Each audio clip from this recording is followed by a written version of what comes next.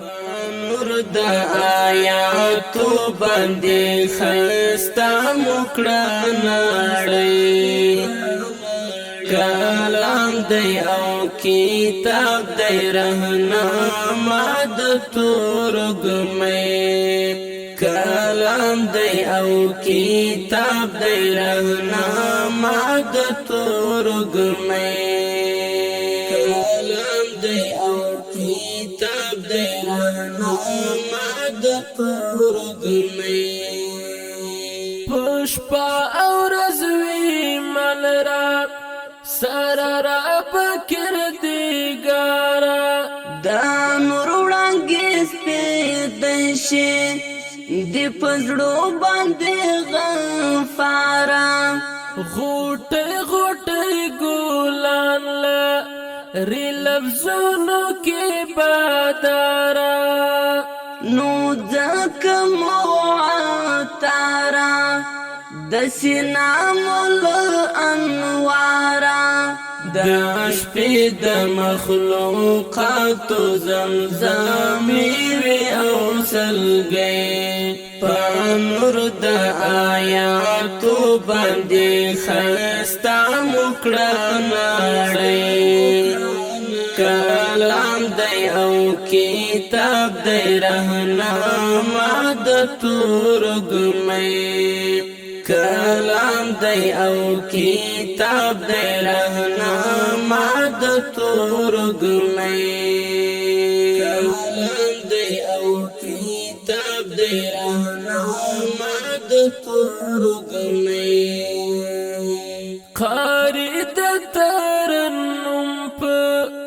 مقامونو کې غږیږي سامعي اورېدو ته په هر لفظ مضبوطېږي ځوانان د سپینګیري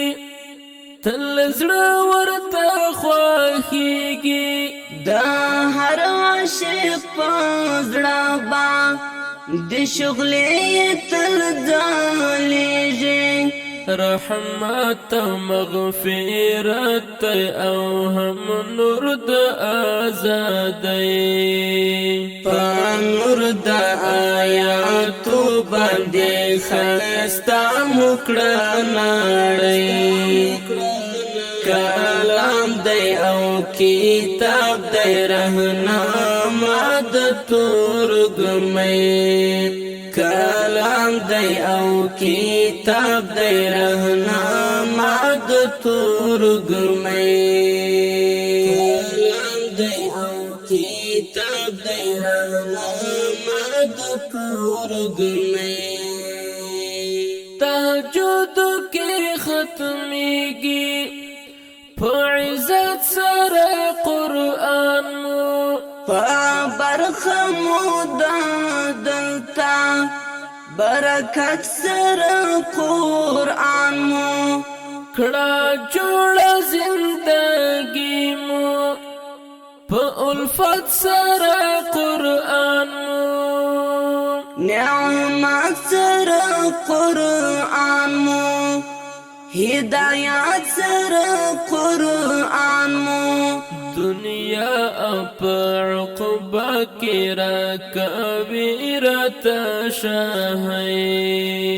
په نور د آیاتو باندې خستا مکړه نړۍ کلام دی او کتاب دی رهنما د تورګمې کلام دی او کتاب دی رهنما د تورګمې کلام دی او کتاب دی رهنما د تورګمې د